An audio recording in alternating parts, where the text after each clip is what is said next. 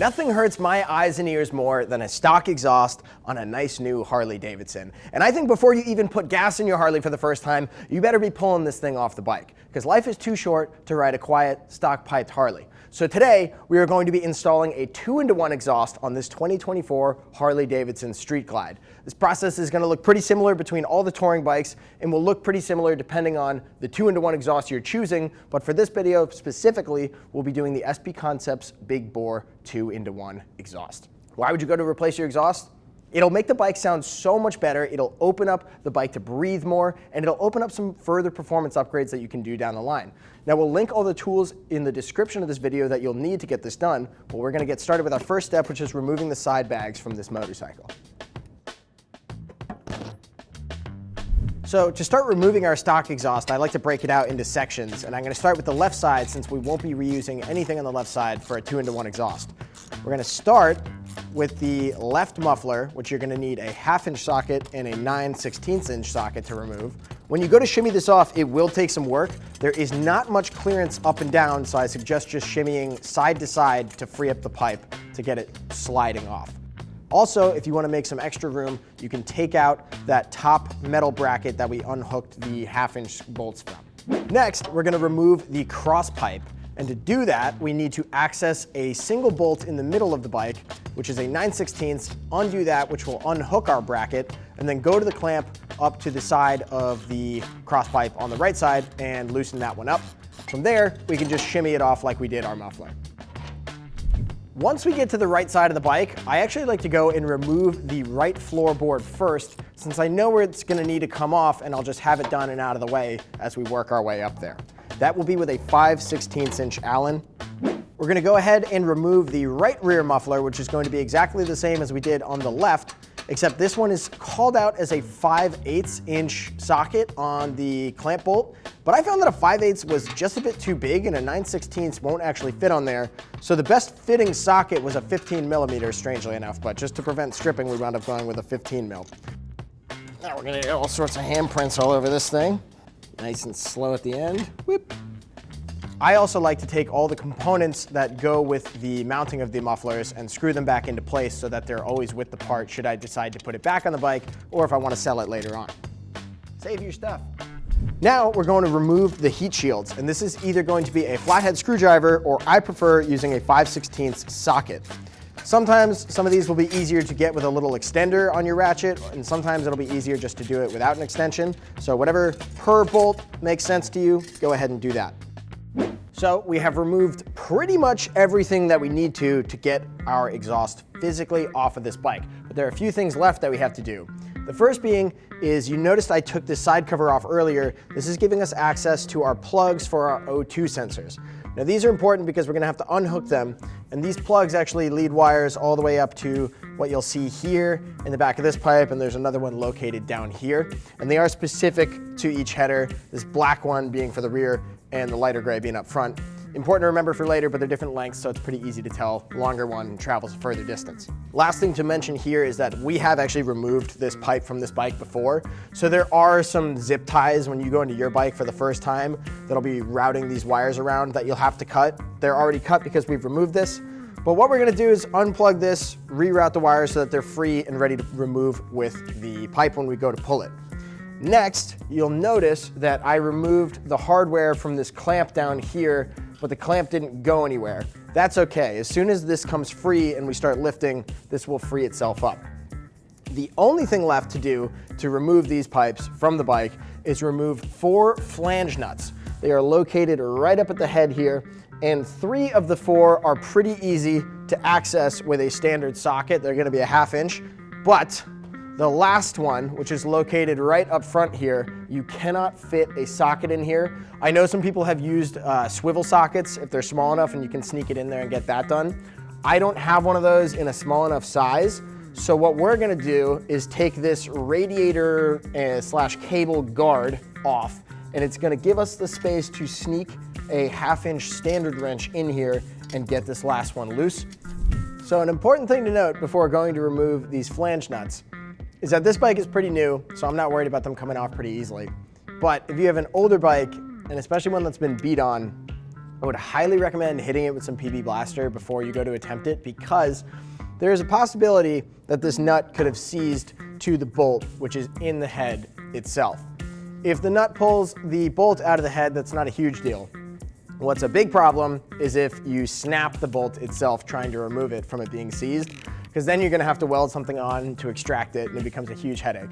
So to spare yourself the trouble, just be safe, put a little PB Blaster on, loosen it up. I pulled this exhaust off like within a week, so I'm not too concerned about it. So the next bolt that we have to get to is way up in here, which brings me to an important point I forgot to mention earlier, is extenders will save you here. Once everything's good to go and loose, our O2 sensor cables are out of the way, we're gonna be able to lift this whole thing up and just carefully guide it off so that we don't damage or scratch our engine fins. And then we're ready to start installing our new stuff, the exciting part. So you'll notice I was removing the old exhaust gaskets, which for me is a non-negotiable whenever you're changing out exhausts.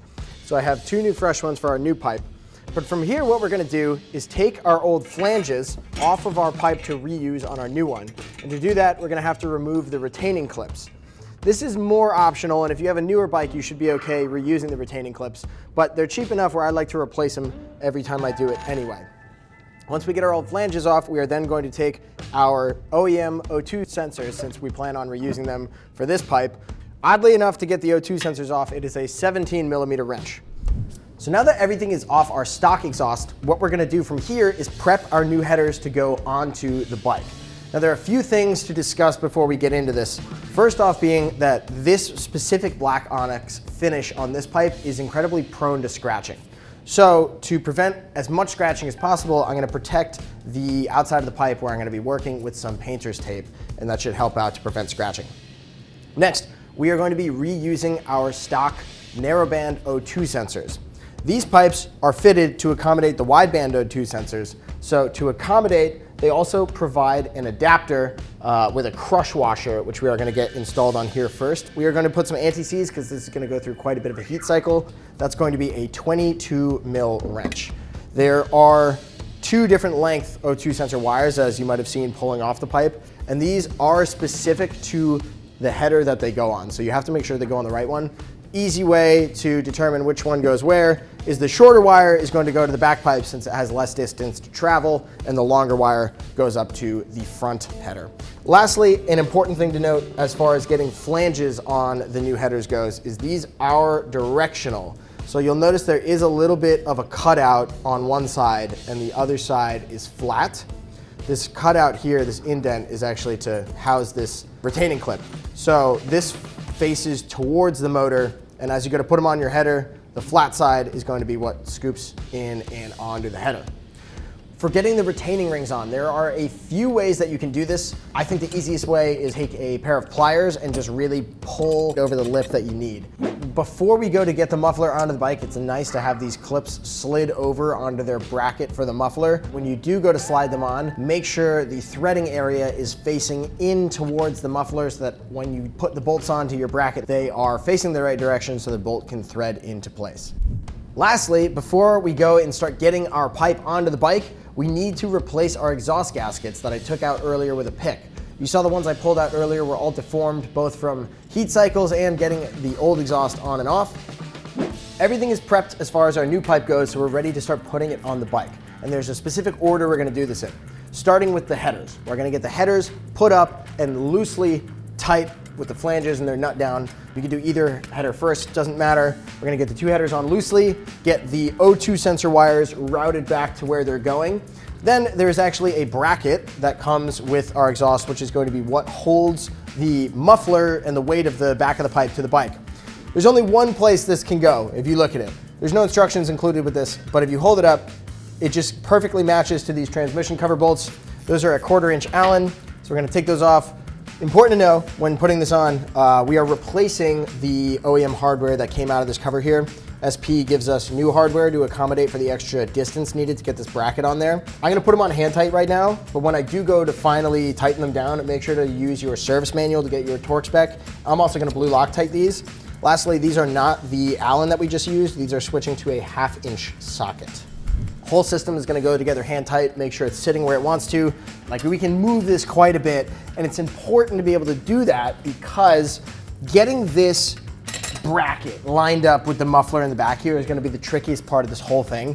From here now, I'm going to take my spring puller and my springs, get these all routed and in place. We're going to tighten this one down first, get that nice and tight, tighten our flanges in a circular pattern to get everything done evenly. And then after that, finally, we are just going to take the hand tight bolts out from our bracket itself, Loctite them, get them torqued to spec, and this thing is on the bike. And then we can just start reassembling everything from there, like the floorboard, side cover, bags. So our bike is assembled and back together. This exhaust looks great. I cannot wait to hear it. But before I get to hear it, make sure, this goes for all of you, wipe it down the very best you can. I mean, any bit of smudge, fingerprint, tape, no matter what, get it off there, because the second this thing starts and gets hot, it's getting baked on there forever. So that is a huge, crucial step. I know how excited you are. I know how excited I am to hear it. Make sure that gets done.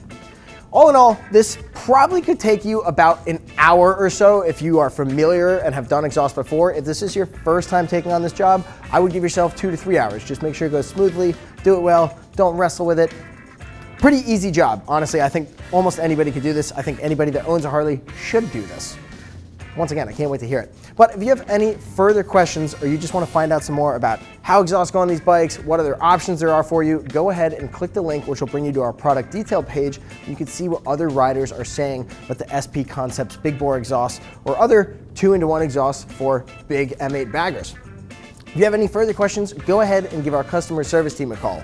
They're all riders just like you, and they'd be happy to help you get set up for a better sounding motorcycle. Now, thanks for joining me in getting this new exhaust installed on our Street Glide today. I'm Ewan, and I'll see you out there.